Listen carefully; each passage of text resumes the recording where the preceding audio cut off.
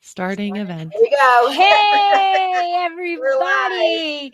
We are live. Welcome to Winephabet Street. We are so excited to be here today for the letter T. It is so hard to believe that we are in season 2 up to the letter T already. And we have a very special guest here today, Val Caruso, who has her own podcast. And I listened to the podcast, and when I heard her talk about Tavel, her enthusiasm, her love for this wine region just came through. So when Debbie and I decided we were going to do T is for Tavel, I reached out to her and she graciously accepted. So welcome, Val. Thank you. It's so good to be here with you ladies. You guys have such a good time. I can tell. Oh, thank you. Thank you.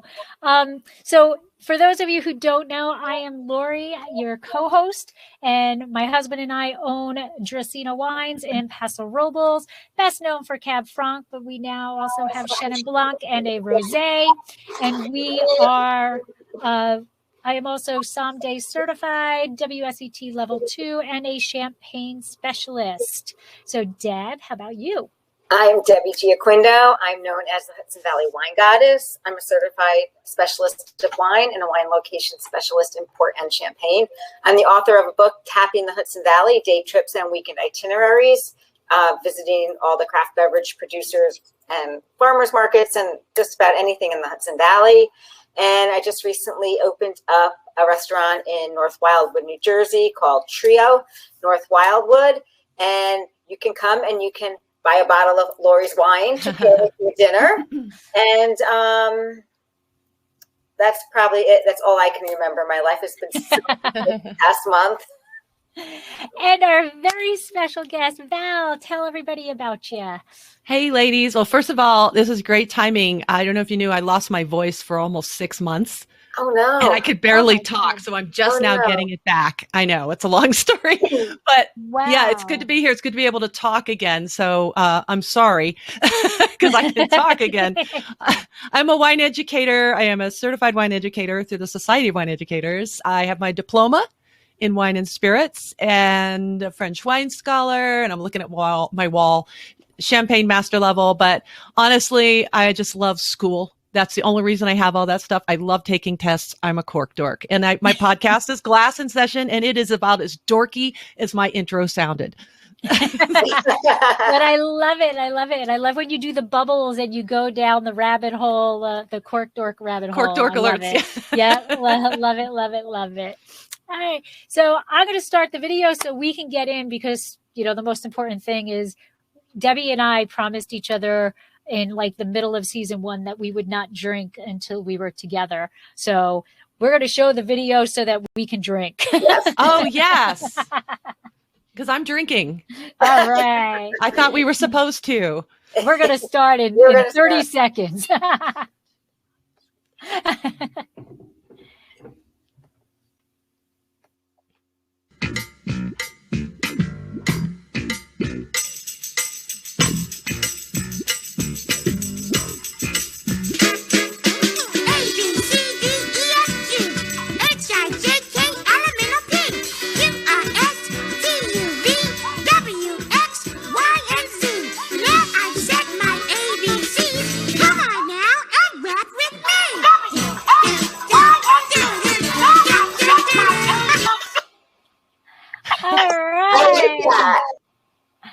I like that. That's cute. Under 30 seconds, 29.5. There you go. Well, welcome. This day, Winephabet Street, we are T for Tavel. So Debbie and I are drinking Chateau de Acaria. And I'm hoping I'm saying that correctly. At Korea, I'd go with that. I can't pronounce things anyway. Right. I Googled it. That's what somebody on YouTube, that's what somebody from Co-Brand. So we would like to also thank Co-Brand for sending us this sample. It was a Co-Brand video. So I'm hoping that he was saying it right. So here we go. We read. How? No, I don't know. I don't But what I noticed is every time I see it, it is a very dark color. It is very different than our, California rosés who, we're all about the pale salmon color. Mm-hmm. So is this the typical color of Tavel? It could come in a range of colors, but it's known for being dark like that because of the way they make it with the Saignée method. So they kind of, they use a little bit more skin contact. So instead of like just that free run juice that you might have with the Provence wines, how they're really pale, there's hardly any skin contact at all. But here they kind of let it get all happy, for 36 hours. You don't have that in Provence, do you? No. So we're talking days of skin contact here.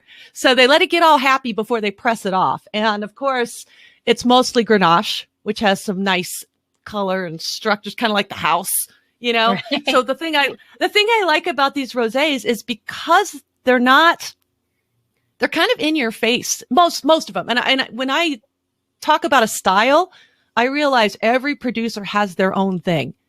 So one producer down the street, like I have the Chateau du Ségrier. I don't know if that's I didn't forvo it beforehand, but this guy bought this place from his cousin at Domaine de la Morée down the road in 1994. And I believe this winemaker has since passed on, but they were cousins. And you can see how much lighter this is. This is actually Côte d'Aron, but they do a Tavel also. They do a nice Tavel that's like this color. But they kind of have the same wine making philosophy there, and it's got a lot of structure to it. It's not a sissy wine, and I don't mean to say other rosés are sissy, but you want a barbecue pork sandwich, I'm going for something like this. Right. Something a little dark, a little more tannin, a little more body than, but it's so quaffable that it doesn't even need food. That's the thing. It is a big rosé.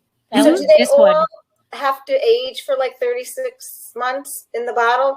No. I'm sorry, 36 hours.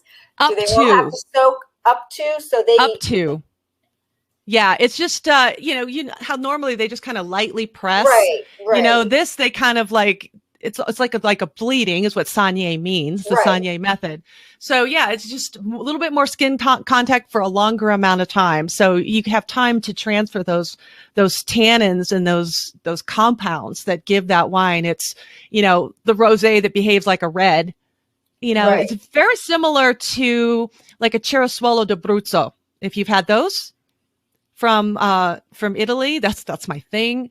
But those are made with the Montepulciano d'Abruzzo grapes, and same thing. Lots of like dark red cherry colors, and some people don't even want to call it a rosé, but it's a rosé. This is a rosé can come in a wide variety of shades and hues, colors and styles. So it's really kind of not fair to generalize them all as big, because there's probably a Tavel producer out there going, mine's a little bit more elegant. Maybe my soils are more sandy and I have a little more elegance in my wine. So we don't, and I don't know all the producers that well to even begin comparing like to Chateau de Carrière, whichever one that you have. I've had that producer, but I wouldn't know it in a blind tasting, to be honest. Right, okay. But I've loved it. I know I drank the whole bottle. So are there any actual regulations to be Tavel other than having to be produced there? Yes. And what's really funny is I pulled up on my show, I pulled up what they call the cahier de charge.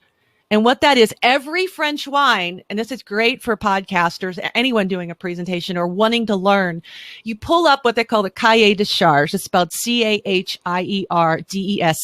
CHARGES.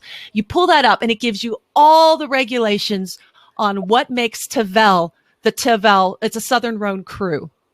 And so it's only produces rosé wine. So that's one of the first rules in there. They don't make sparkling. They don't make dessert. If to be Tavel, it has to be rosé, and it has to come from a certain region in I'm thinking of the Département de Gard, I think is it. And I thought I saw production facilities in the Vaucluse, but I'm not sure. So it's just a bunch of communes where they tell you where you can make the wine.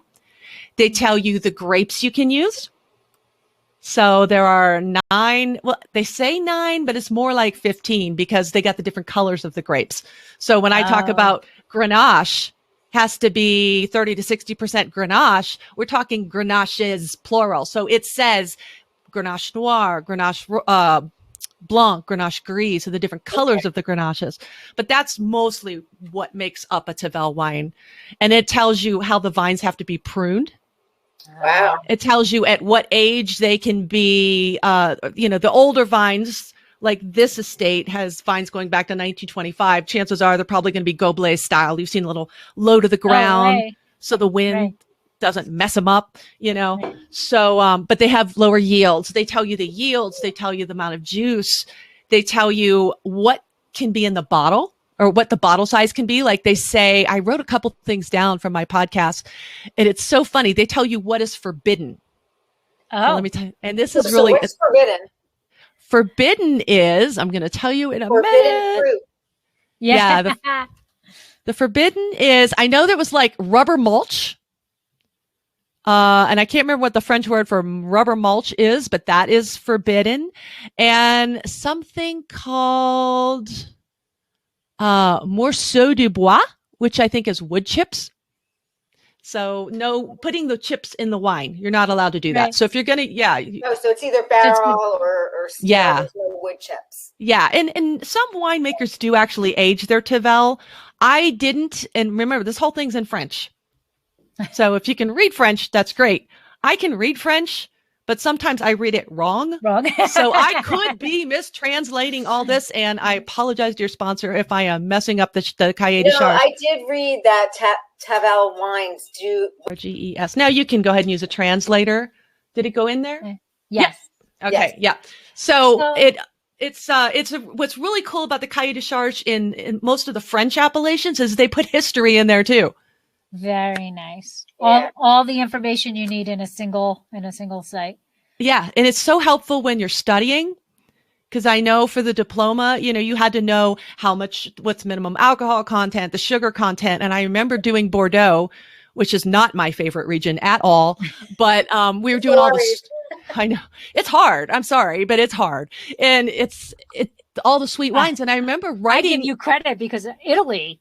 I know you love Italy, and that blows my mind. I can't there's just so many different rules, so many different. Yeah, you could live there for a while, and it gets easier. Okay, so, yeah, that's okay. I'll tell my husband. Okay, but it helps. You've got to know those rules, and that's kind of the basis for learning about any wine. You pull up in Italy. It's a what is their regulation called? I'll think of it later. But yeah, you pull up those regulations, and it tells you exactly, when it was formed as an appellation, all the things you need to know about that wine. Pour a glass, pull it up, run it through a translator, and read it. And it's if you're a cork dork, it's fascinating read. Really? So I have a question. So this is done Saignée, which for those who don't know, Val had said it's a bleed, right? So the other way of making a rosé, for those who do not know, is a direct press, in which you take the fruit is picked to be a rosé. So it gets picked earlier to have the higher acid level, and then you bleed it off. And that's typically how, that's how you can get the lighter colors and things like that. And here in the United States, when you see a dark color like this, it's not 100% true, but that's usually a sign it is a Saignée. And here, a Saignée, you're getting two wines for one, two birds with one, feather or whatever. You're picking it to be the red wine, and then you're just bleeding off the juice. And what that does is give you the rosé wine, but it's giving you an added benefit to your red wine. So the winemakers really are thinking of the red wine in a Saignée method here in the United States. But you're saying Tavel doesn't make red wine. No, that is correct. So they are just doing a Saignée, but kind of it's really a direct press, but it's a Saignée. So yeah. I'm a little confused. Well, it's more of a, normally, like I said, a Saignée wine is a byproduct of the red, just like in Abruzzo. The Cicero Swallow is a byproduct of Montepulciano d'Abruzzo appellation. But I'm wondering, because I've always thought about this too, and I haven't been there, if all they're making is rosé, what are they doing with all that red juice? I think they probably have they sell it, because remember, these guys down the road, and even these guys here, Chateau de Segrier that I'm drinking, and Domaine de la Morteray, they're in, I believe they do a Larac. This is actually a Côte de Rhône, but they do make a Tavel. I'm wondering if you can pull grapes in from other regions and just to make it a Vin de France or something like that. So they probably, I would guess they'd sell it. They do a lot of that in California. And then the crazier thing is, Laura, you're a winemaker. You know this. In America, we can blend our red and white grapes to make a rosé. Right. In France, you're not supposed to do that. Well, champagne, except for champagne. Champagne's different. Champagne's different, yes. But hold on. In this particular wine that we have, hold on, I got to find it. You have white grapes. Yes, it's got Picpoul in it. Yes, and so there is a Picpoul Gris as well as the Picpoul Blanc, but they get around this by, it's almost like they do in the Côte de Rhône where they co-ferment the Viognier. They're doing a with the Syrah. Right. Before fermentation, that's how they get around it. They can put the white grapes in with the red grapes. And so if they do that before fermentation, they can get away with it. Right. And that's how they get around it. Because I actually talked about, I'm like, well, that makes no sense. There are white Grenache in here, and gray, and claret rose, and all that. So that's how they get around that. So they're either co-fermenting or doing a field blend. Right. They're picking all at the same time, but they are picking it to be at a higher Brix level and a lower acid level. They're usually pretty ripe because look at where they are. Yeah. You know, they're in the southern Rhone. So like in the northern Rhone where you got, cooler climate, more granite soils, you're down here, you're close to, you're the very, very southern Rhone cru. I mean, Tavel's like the last one, where there might be one below it, but it's like right there at the bottom. So then you get into Languedoc-Roussillon, which is sunny, hot, and dry, and then you get into Provence. So you're kind of right down there at that intersection almost. And you've got that hot summers. So the grapes do get really, really ripe. And so you've got all those hot, warm climate grapes developing all those tannins and that phenolic goodness. And then you've got that Mediterranean influence as well, which kind of allows them to have, kind of almost they still have a diurnal swing, but they have that warmer, warm summer or warm spring, hot summer, warmer falls, even though when I was in that area in November, all it did was freaking rain, but it wasn't freezing. So yeah, so they do have a warmer climate that allows them to fully ripen their grapes. And do you know, what their soil is? Do you? They do. They have several kinds. And the interesting thing I think it's always fun to study Northern Rhone versus Southern Rhone. Because Northern Rhone, mostly straight up Syrah, very few blends, or Viognier, whatever you got. And then Southern Rhone, blend, all blends. And then you've got the soil differences. You got the climate differences. You got the topology differences. So yeah, you're dealing with more granite soils up in the Northern Rhone. And then you drop down in the Southern Rhone and you've got the alluvial soils. Okay. You've got the, what do they call it? Galets? I guess it's called galets. They're like big round river rocks. Right. Yeah. So they had it. Once upon a time, there was a glacier way back. Can't remember the period, if it was, of course, before dinosaurs, but the glacier carved through the Rhone Valley and it kind of tumbled those stones around and polished them and made them all rocky. That's kind of the alluvial area there. And now this glacier apparently lives somewhere in Switzerland, and those meltwaters also feed into the Rhone. So it's kind of doing double duty there, form the soil on these rocky plains. And then you've got these galets, which are the remnants of the last ice age, which whenever that was. So that was kind of cool. So you got these, and what they do is they hold on to the heat, just like in Châteauneuf-du-Pape. You got those big cailloux, they big, and they hold on to that heat and allow those vines to stay warm if a drop in temperature, during that diurnal swing. You've also got some sandy soils. I actually wrote them down because I know I'm trying to keep from sucking all the oxygen out of this podcast here. So you got some sandy marl and some limestone. So some websites will say 4 different kinds of soil. I have sand for elegance, limestone, marl, which gives you some of the aromaticity. Because if you stick your nose in the glass of Tavel, my nose It's not even in the glass before the aromas start Really hitting. pronounced. Yeah, mine too. Right? So that's your aromaticity that you get. You're getting a lot of that. And of course that pre-soak, I'm sure, probably helps with the aromas. Also adds a little age worthiness. And then of course you've got those galets. So sand, limestone, marl, and the alluvial soils in the galets is generally what they have. And each website will magically make their soil the most amazing soil and elegant and fabulous and structured. All those things. Absolutely. This one has everyone. clay hillside soil. Yes. The one there that are some, and I are drinking. Which retains a little bit more water. So, yeah. And probably a little bit more heat too with the clay. Do you think? I think clay soils generally tend to they can absorb heat, but I've heard them before talked about as cool. Okay. So, yeah, I'm not too sure. Think of a mud bath. Yeah. How feeling of the mud bath.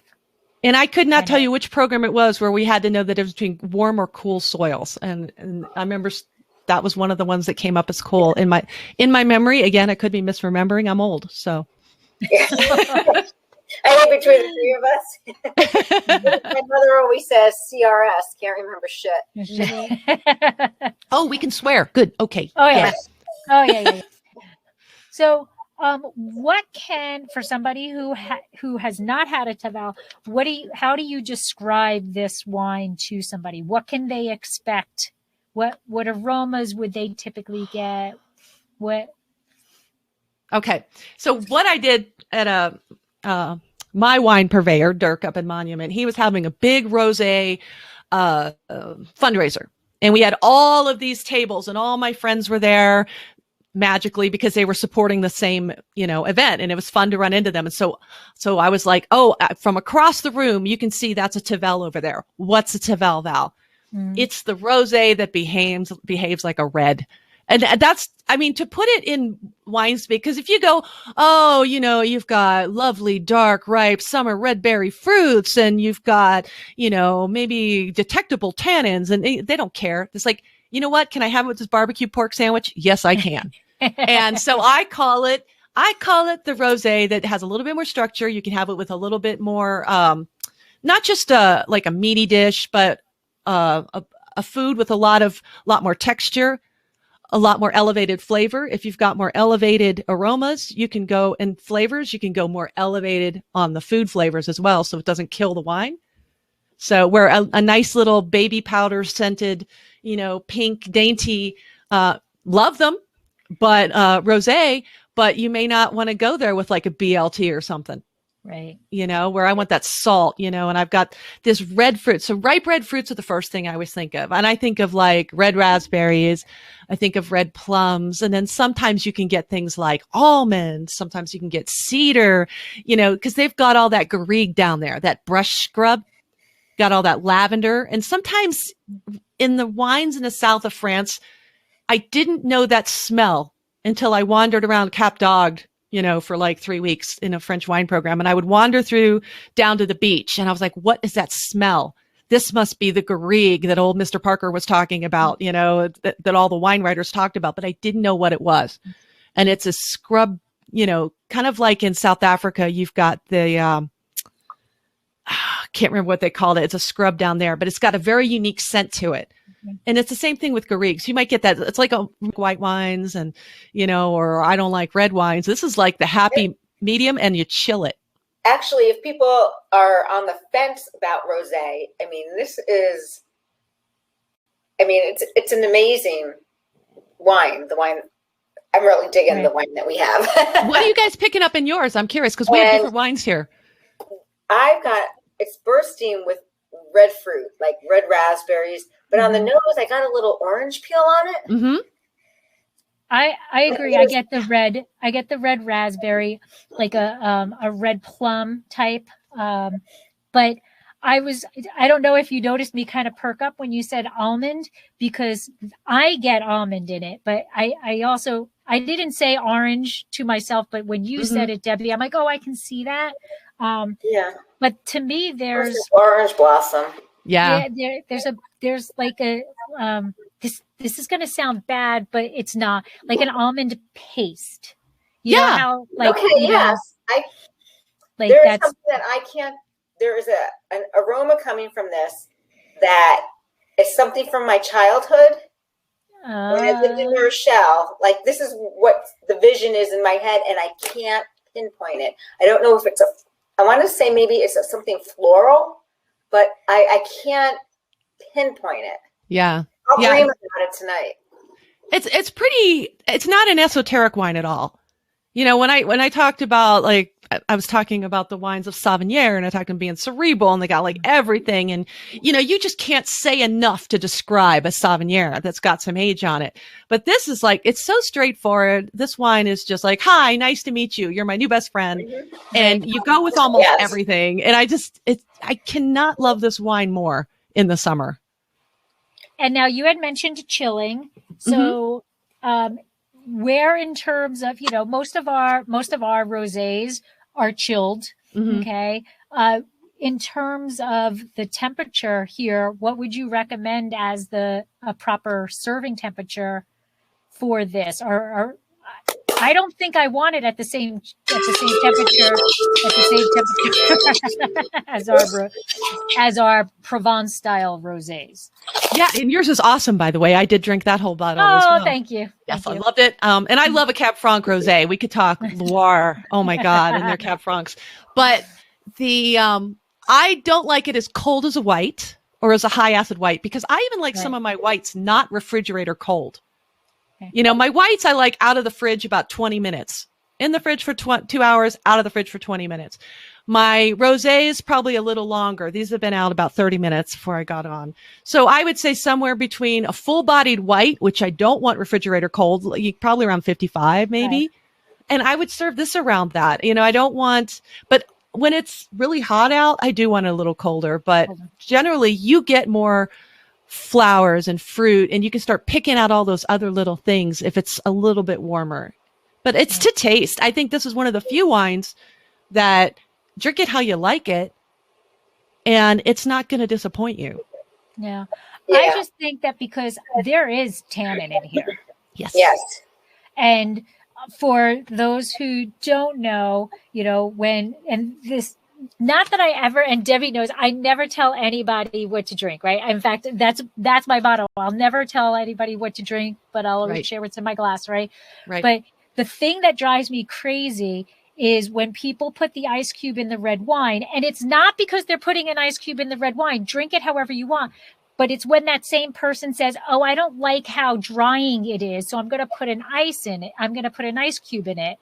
And colder temperatures increase the tannin effect on your palate. Yes, so that's what drives me crazy is you're contradicting yourself. You know, if you want to drink it with an ice cube, go ahead. But you're saying you don't like the wine because of that drying effect, and you're increasing it by adding the ice cube. Yeah. And this, to me, this has a lot more tannin than you think of when you think rosé. So I definitely, for my palate, would pull it out longer than a typical rosé. Absolutely. You know? So you going to make one like this, Lori?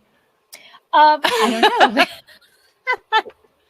Do it Grenache. You do a Cab Franc. Yeah. Well, our first vintage of Chenin Blanc, so we got a few years before we bring something else out. Yeah, you know, there are some Loire rosés with Cab Franc that do have this kind of color that are just rocking. So you could pull it off. From day one, I have always wanted to make a white Cab Franc. So that will probably be before my rosé Cab Franc. But then again, those two can go hand in hand, because then I can do that would probably be a Saignée, you know, rosé to make that white and a rosé, but that's a few years down the road. Right. How big is the AOC of Tavel? Because it's not very big. It's not. It's about 4 square miles. So if we're looking at, hectares, I want to say it's like 900 and something hectares. I actually wrote it down, 905 up and down, but it's about 4 square miles of an area. And how much of that, how much rosé under vine? Under vine, I think that is. Oh, that is what's under 905 hectares of vineyards is what they said. Okay. Mm-hmm. So how much do they produce? I mean, because you can get Tavel. There's a lot of Tavel out there. Under 500,000 bottles a year, I believe. Their yield, I'm looking at their yields here, 34 to 48 hectoliters per hectare. That's about 1268 US gallons, with 1 hectare being about 2.5 acres. So, I think it depends on the grapes as well. But I think when I did my podcast, that was 2 years ago, Lori, I think back then I said that shows you how much you presented how you love Tavel, because I listened to your podcast as it gets released. Oh, so wow. 2 years later, I'm still remembering how enthusiastic you were. I'll be honest, I had to go back and re-listen because I'm like, what the hell did I say? Because I was talking about Memory Palace and how to learn the regions from north to south. Yes. And the southern Rhone was my basement. So talk about the northern Rhone being my living room, and how we have a sphinx in the living room and all that weirdness. And the red chair is Cornat.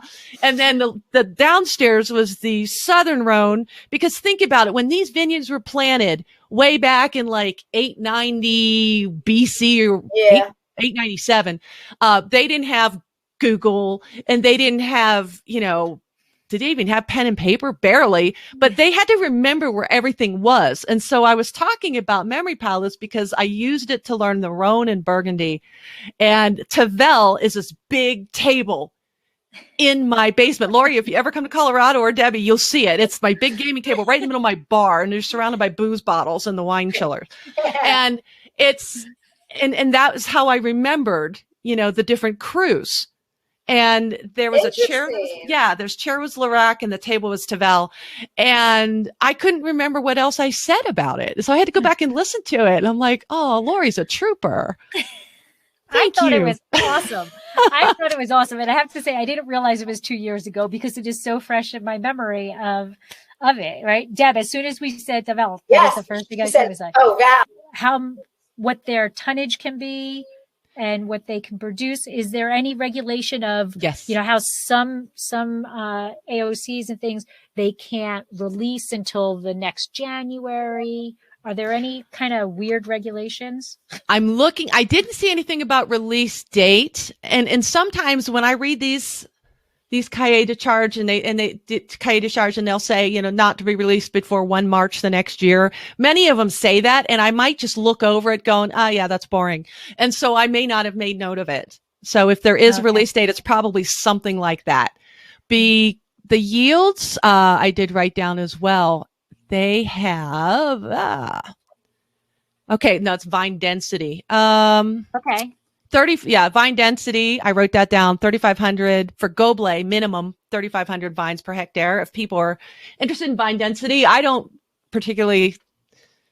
it down, but I don't ever talk about vine density unless it stands out. And the same with yield, the hectoliters per hectare, depending on, 1268 US gallons per, 2.47 acres is about their yield. Let's see. Where is it? We didn't even talk about where it is. True. No, we didn't. Yeah, so let's talk about where it is. Well, I mentioned it was in the southern Rhone. I asked that, and then we kind of all got off, and I'm like, well, maybe she said it at the very beginning when we were talking, but I was like, yeah, no, it is in southern France. I think we did talk about that somewhere where the intersection of Languedoc-Roussillon and Provence, and then you go a little bit north, 15 kilometers northwest of Avignon. So if you've ever been there, across the river from Châteauneuf-du-Pape, we have Lirac and Tavel. They're neighbors. So like I said, both of these producers here make everything from Tavel to Lirac so they can probably, depending on where the grapes are growing, they make all of that stuff. That's a Côte de Rhone, but it's the same bottle. Let's see. They're on the western slope or the right bank of the Rhone. So Châteauneuf-du-Pape is kind of across and a little bit north. So a little bit further south. Okay. Yeah. Châteauneuf-du-Pape. So here's a very strange question. How wide is the Rhone? I mean, I don't need specific numbers. I don't know. Like, can I swim across the Rhone? I don't know. I'll be honest, I've never seen it. Right? I mean, because I'm curious. There's so much, when you talk about Tavel, it always pops up right across the Rhone from Châteauneuf-du-Pape. But what? They do river cruises. I'll find out. The Rhone, like biking and stuff, and so it's got to be fairly wide. Right. So I'm curious if there's what's the effect of the Rhone? Is it similar effect of the Rhone on Châteauneuf-du-Pape as it has on Tavel, because they're kind of sort of equidistant from east-west Rhone. Well, you got to figure out the aspect, because if you're looking at sun exposure, so probably different, because you got Châteauneuf-du-Pape's going to have the western exposure, right? if they're sloping down toward the Rhone, we're assuming. If they're sloping, the hillsides are sloping down toward the Rhone. So in this way, if you have sloping down toward the Rhone, which isn't the case with all of them, I believe, then you're not going to have the same effects. I mean, you still have a little bit of water, river effects or lake effects or whatever. But remember, you've got the Mediterranean influence as well. So I don't think I'm looking right here to see if we can know how wide it is. It is 813 kilometers long. Doesn't say how wide it is, Wikipedia. That's a good question. I don't know if you can swim it, but I know, like you said, you do have the, doesn't look that wide at all, because you do have those riverboat cruises. Yeah. Yeah. And I'm just, you can swim it. 500 meters wide. Oh, where'd you find that? It's a cake. I don't know. I Googled it. Yeah, you could swim it. River, detailed navigation guide and maps. French waterways. That's not wide at all. That's not wide at all. In which short, steep waves may generate by southerly winds, and 11 diversion canals in which locks are generally located towards the downstream end. Piece of cake. So you could drink your Tavel in the morning, and as the sun sets, swim across it, Lori, and grab yourself a CDP. I know. What a perfect day that is. I know. That's one of those like bucket list places that, I would love to do Northern Rhone and then go down to the Southern Rhone and then hang out in Languedoc-Roussillon for a while, because that's one of my favorite regions. And I just love Southern France. I just love to go to France for a month and just take it. I know. You and me too, Deb. Yeah. Yeah, just don't do it in November when it's raining. Stupid me went and opened a restaurant. Yeah. Well, I'm just curious because I find it interesting. I don't know if it's just simply because, Châteauneuf is such a well-known region that it's always used as the focal reference point. Yeah. Yeah, or if, we have the same influence, or we have this or that, I mean, very different grapes, very different styles of wine. Not even. You got almost the same grapes in CDP. Style. Yes. Different style. Sorry. And actually these guys make Châteauneuf-du-Pape as well. So yeah, they make it all. Yeah. But you still got that Pope connection too. Because there was a Pope that loved him some Tavel so much that I think it was I wrote it down, Prieur de Montezargues. He had it delivered to his home. This was in the 14th century, so it's around the Châteauneuf-du-Pape time. Okay. And it was Pope Innocent the 6th. Okay. And he loved it so much, he had it delivered to his home. So I call it one of the first wine clubs, if you think about it. And then I think it's the first wine club. Hey, I love it. Send it to my house, deliver it. I mean, that's what I like. It show up on my doorstep. Then when they moved the papacy back to Rome, they had all this Tavel sent to Rome as well, which went on until I think after the French Revolution. That's dedication. That's a pure love of the wine. Hey, religion and wine are so closely tied. Yes. It's ridiculous. Yeah. Well, shall we go in and talk about our wine, Lori? Chateau d'Aquira? Acarilla. Okay, yes. You got it. You say it. Yes. I'll say the chateau part. You say the rest. Okay. So I found it very interesting because, like in France, you have a winery and your vines can be all over the place. You might have one row of vines, on street A, 3 rows of vines on street B, and this is all the vines are in one area. Yeah. And, with the chateau on the same, like what we're used to here, in New York, California, and stuff. Yeah, so I will go into it. Let's see. Oh, cute. All right, so here we go. All right, so Chateau de Acaria is an estate winery in Tavel, and that's what Debbie was talking about. So it is actually 244 acres, of which they keep 161 acres under vine.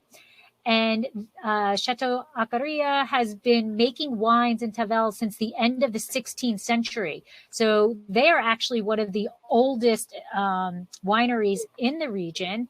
So maybe maybe the Pope was getting it, or no, I guess he would before that. But these were, it started with the monks. I need to go to the next slide.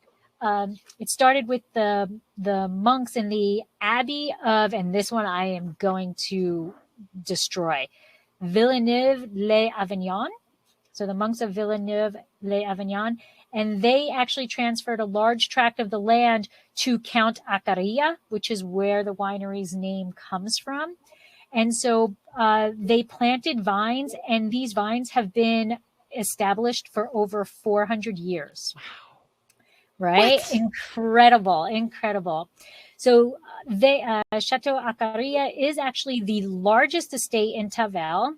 And as Debbie said, it's the one of very, very few who actually have contiguous vineyards, as opposed to having a vineyard, around the region.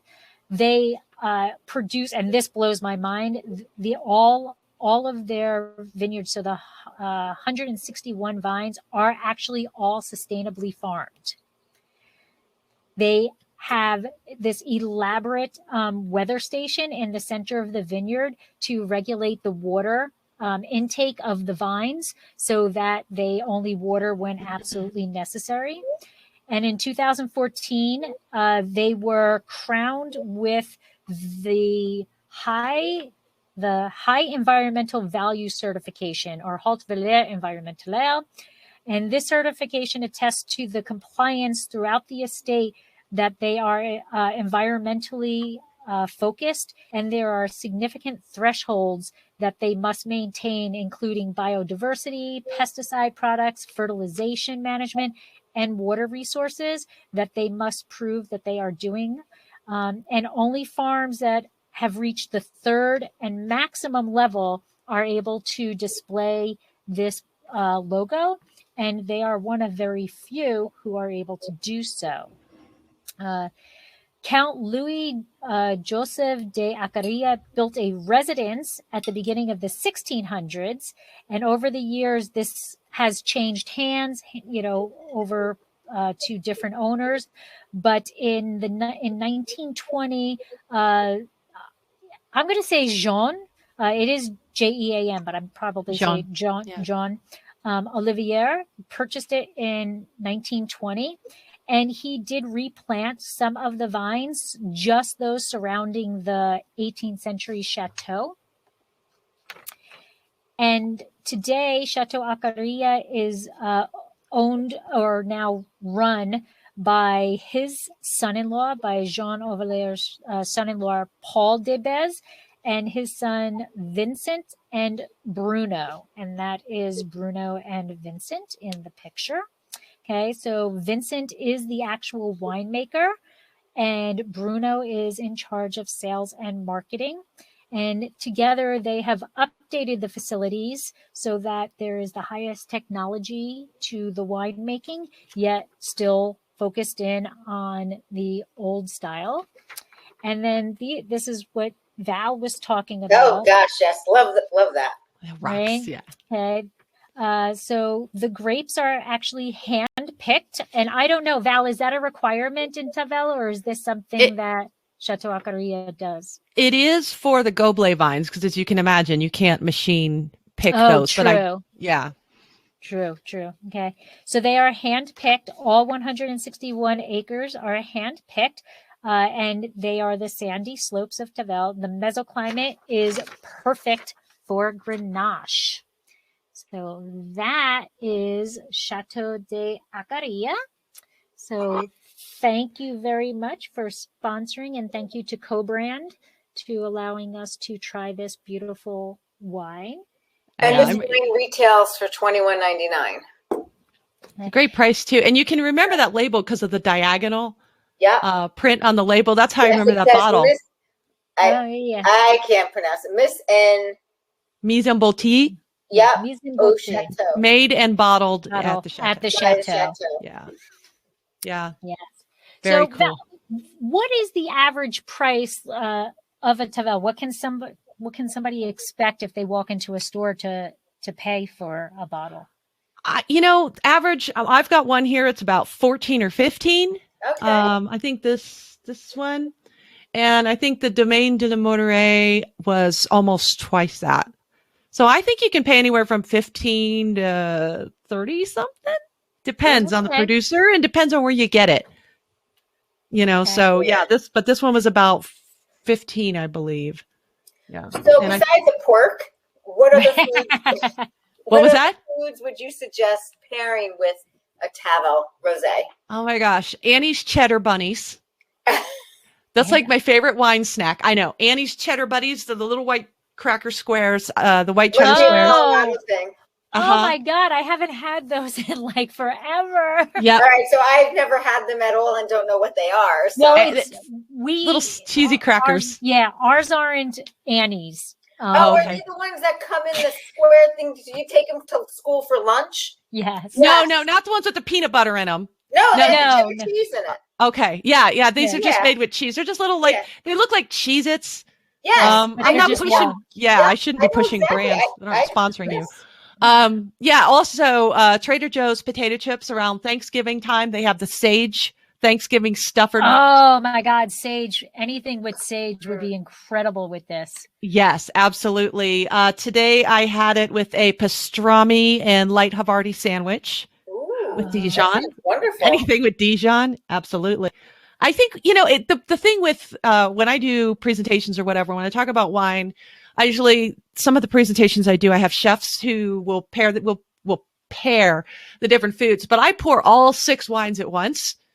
And I have them all the glasses laid out because I think it's subjective. There are tools for pairing, acid, body, components, texture, flavor, the whole thing. But I've found that it's an experience that some people are, digging on the fried Cornish hens with the English bubbly. And then some people are like, no, I like it with this, Well, everybody's, I go with the motto, everyone's palate's different. Yes. So what I think is good, you might try it and be like, oh my God, no. And that's the thing that what you thought was good 30 years ago. True. It's like, how the heck did I ever drink that with this? Mm-hmm. One of my pet peeves is like milk chocolate with wine. And I don't know how I'm more of a dark chocolate girl, and I like a little bit of sea salt and tannin if I'm going to put chocolate with a red wine, but I had some Peruvian chocolate the other day because I had Tavel with lunch and it was fine. It was like, okay, and so it's all about, I think, your mood. Absolutely. The season, where you are at the time, what you're doing at the time. There are things that I'll eat and drink in Italy that I don't eat and drink here. Right. It's all subjective. And I say, try it all. So how about in the fall, pumpkin soup or pumpkin ravioli? Yes, ma'am. Absolutely. This would taste good with that. Pumpkin ravioli. The complexity and the weight. Yep. Wine. Or butternut squash ravioli. Butternut squash ravioli. Absolutely. Mm-hmm. Well, let's get through the summer first. Yeah. Grilled zucchini right now. We're doing grilled zucchini. That's it. Yes. Yeah, I do. I think it can go with a lot, but the sage is blowing my mind. I think that is the perfect for this wine that Debbie and I have. I agree. A sage concept is perfect. Oh, fried sage leaves on top of prosciutto and prosciutto. Yes, please. Yeah. Yes, please. What about Michael and Karen? What will you guys drink and eat with this? I'm curious. Yeah, and Michael and Karen, are you drinking a Tavel tonight? But what's in your glass, Michael and Karen? And while they're doing that, I guess we should have warned you, Val. We kind of always end with, if you're leaving here and you just want somebody to know 5 facts, you know, because we talk about so much over the hour. Right. Okay. What would be 5 facts that you would say about Tavel? Okay, let's see. Well, of course, it's the only rosé cru in the Southern Rhone, and it's from the Southern Rhone, so it's really the only one in the Rhone. So that's the one. The second one would be, I think it's a very versatile wine, and it's very approachable. I mean, you could say it's subjective. I say it's a fact. I say we could thank a glacier for carving out that valley, for providing the water to the Rhone, and for giving us those beautiful galets. And the fourth fact, I would say it is all the colors of the grapes: the noir, the rose, the gris, the blanc, the main grapes, and then of course the accessory grapes. So I would say it could have. This one has 5 grapes in it, you know. And the last one, I wrote down a quote from Christophe Tasson, and I did end my other podcast with it. I interviewed this guy, and he is fascinating. He's what they call a meilleur ouvrier de France laureate. It's like the best sommelier in France. Okay. Yeah. There's a woman who got it too, who's just Pascal. She's fantastic. She won it 2 years ago. And here's what he says. He was brought up in the Rhone wine and restaurant industry. And I interviewed him like outside of a kitchen in a San Francisco restaurant. And we got the dishes and the noise, and he was loving it. He goes, "No, this is home for me. I'm on my way to work. And we're going to, go with a French accent." And here's what he says for the fifth fact about Tavel. Gorgeous Tavel dresses in 1,000 shades of pink to seduce and captivate the senses. Luminous like no other wine, it inspires the chef, the eater, and the eaten. Wow! And did he just whip that out, or was that? He's a Rhone ambassador as well, so he wrote it somewhere, and so yeah, they have Inter-Rhone has a course you can go through and do the Rhone ambassador thing, and that is a fascinating course if you have time to do it. It's intense, but I did it, and it was a lot of fun. And he is a Rhone ambassador as well, and he said that, and I just thought that pretty much sums it up. It inspires the chef, the eater, and the eaten. It inspires my cheddar bunnies. I like that quote a lot. Yeah, beautiful. I would sum it up with that. That quote pretty much says it all. It's gorgeous, and it just satisfies everybody. I do, and I have to agree. I think that this is, I wouldn't classify it as an easy drinking. Okay. Because I think when most people in our area think easy drinking, this is not it. Okay. It's more of a lighter styled wine. You're in a very hot place too, right? Yes. But this is a beautiful wine that is elegant, complex, and offers so much, variety of what you can pair with it and how you can enjoy it, that it makes it something that you want to have as a staple in your cellar. You do, and at $21.99, it's affordable. Yeah, and I really think it's something that will go with almost everything. Anything you want it to go with, you can make it work. Yes. With a little salt in one hand and a lemon in the other, you can make any food work with any wine, I think. Right. Yeah. It is. It's a beautiful wine. And the reason it does have. I counted how many grapes this has in it. 1, 2, 4, 5. It has 7 grapes in it. Okay. Grenache, Claret, Cinsault, Mourvedre, Syrah, Bourboulon. Yeah, there you go. And Picpoul.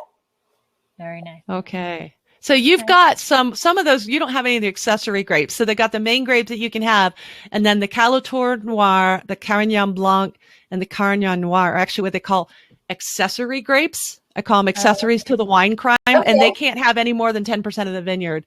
So I'm always looking for a wine that has one of the accessory grapes. This one actually, this one does Carignan 10%. Carignan. So. Oh, I love Carignan. Yeah, it's accessory grape to the crime and this here. One, it's 45% Grenache Noir. Yeah, 30 and 60% is your Grenaches by law. Oh, okay. Mm-hmm. Okay. So they have to have that. And then it's 10% of the total of accessory grapes or 10% of each of the accessory grapes? No more than... No, so the Claret's 20%. 30, I think. No more than 30% of each grape or something like that. But 10% is the vineyard. No more than 10% of vineyard plantings can be the accessory grapes. Oh, wow. Yeah. Wow. No single primary variety may exceed 60% of vineyard plantings either. Oh, wow. It's crazy. Wow. I mean, somebody's going to come into your vineyard and go, oh, I don't know, you got 61%. 62%, right? Yeah. So this is 20% Claret, 15% Cinsault, 8% Mourvedre, 6 Syrah, 4 Come on, Val, help me out here. The white grape. Yeah, 4 Blanc, and 2% Picpoul. And it was aged for 3 years. Nice. That's probably going to have a little bit more. We're drinking this upon release because it's 2021. Okay, so yours actually has a little more age on it, which has probably going to have a little more leaching from the wood, the tannins, a little bit more structure. And this one, my 2018, I bought it in probably 2018 or 2019. Well, I didn't buy it in 2018 because it wasn't made yet.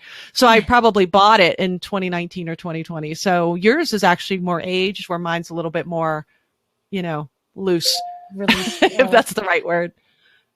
Wow. Interesting. Mm-hmm. So we're coming up on our 9 o'clock hour here. All right. Yeah. We try and keep it to an hour. I mean, we all can sit here and talk all night. Yes. About it. But it looks like Michael's heading to dinner with a Picpoul Blanc in hand. Yes. Enjoy, Michael. Yes. So next month we are talking Uni Blanc. Uh-oh. And we have a special guest and a sponsor, Hein Cognac. This is huge. Yes. This is really huge. Okay. So we will be talking about cognac. We're talking vintage cognac versus non-vintage cognac. And we will be talking with the head winemaker. I don't know if they're actually called that. I think he's got a special name, cognac maker. Yeah, distiller. For Hein, and so we are excited about that. But Deb, the date.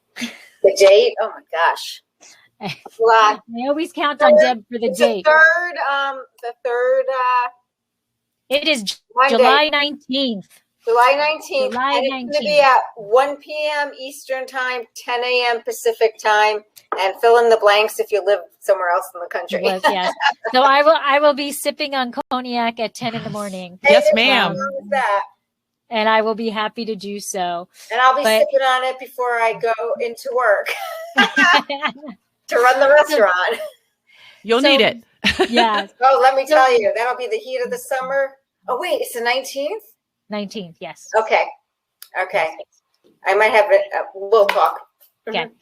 So, Val, I just want to thank you very much for being so generous with your time and your knowledge and sharing it with us and spending your evening with us. It was a pleasure to see you again, even though it was only virtual. I know. It was good to see you, too. I mean, I haven't seen you since, 2017? Yes. The Wine Bloggers Conference. Yeah. But it was, thank you for having me. This was so much fun. I just felt like, wow, this is three gals talking wine. That's right. That's a good time. Thank you so much. It is. Yes. You guys did a great job. Thank you. And Val, if you just want to tell everybody one last time how they can find you on social media and talk about your podcast again. Oh, sure. Yes, I'm Vino with Val on Instagram and Facebook. I'm not on Facebook very much. I am Wine Gal Unboxed on Twitter, and the podcast is called Glass, as in wine glass, Glass in Session, and it's everywhere you get your podcasts. And you can get a hold of me at val@glassinSession.com. And I highly recommend it. I listened to it. Yeah. Yes.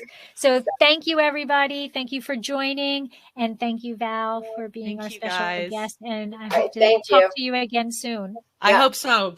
Thank Take you. care, lady. Bye-bye. Bye. Bye.